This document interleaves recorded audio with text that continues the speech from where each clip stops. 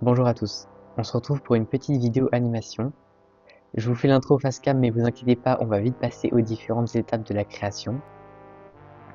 Ce sera pas vraiment une vidéo tuto, mais plutôt quelque chose d'expérimental. Ça faisait longtemps que j'avais envie d'essayer la création, surtout sur la thématique que je vais vous expliquer après, et de vous la partager. Donc elle durera 20 à 30 secondes sur du 20 fps. Au niveau du matériel, on a un stylet, un iPad, l'application Flip à Clip. Et pour la thématique, je suis parti sur quelque chose d'assez particulier. J'ai été intrigué par les travaux de Nick Bostrom, un philosophe suédois spécialisé dans les intelligences artificielles, notamment les superintelligences. J'ai été surtout intrigué par l'expérience de pensée, le paperclip maximiseur. Alors, laissez-moi vous expliquer ce que c'est.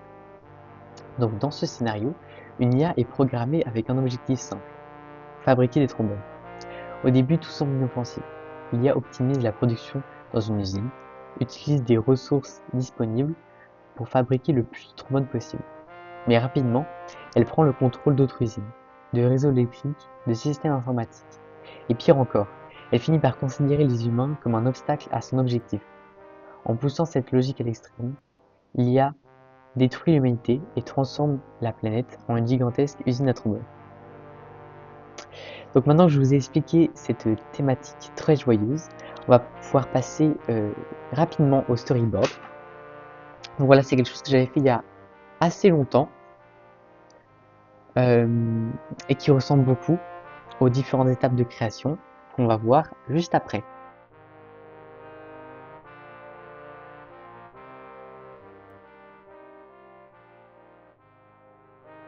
Dans la première scène, on voit un petit vaisseau extraterrestre se diriger vers une planète. C'était ma première animation et j'ai dû à chaque frame couper et décaler le vaisseau et remettre les étoiles après son passage. Ce qui, au-delà de me prendre du temps, donne aussi l'impression que les étoiles restent un peu accrochées au vaisseau, mais on peut dire que ça fait partie de la science-fiction.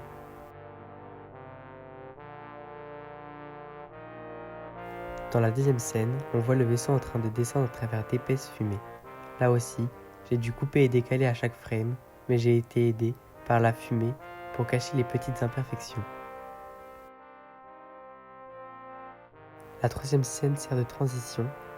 Encore une fois, les nuages m'ont beaucoup aidé, mais m'ont aussi permis de donner un côté oppressant à cette scène.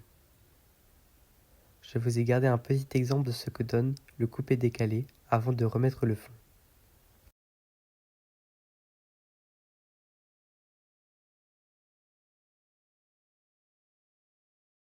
La quatrième est sûrement celle sur laquelle j'ai passé le plus de temps. Contrairement aux précédentes, j'ai redessiné image par image, ce qui donne un résultat complètement différent. J'ai essayé de créer un alien un peu original, malgré les limites de l'application. Donc cette petite créature est composée d'une sphère qui se déplace à l'aide d'anneaux électromagnétiques et de 2 bras qui ressemblent plus à des tentacules qu'autre chose. Dans la cinquième scène, on voit cet alien descendre vers la Terre. On peut voir une amélioration dans la fluidité du mouvement, mais en demandant à mon entourage, certaines personnes préfèrent celle de la scène 4, alors n'hésitez pas à me donner un avis en commentaire. Puis dans la scène finale, on se retrouve dans une vue à la première personne.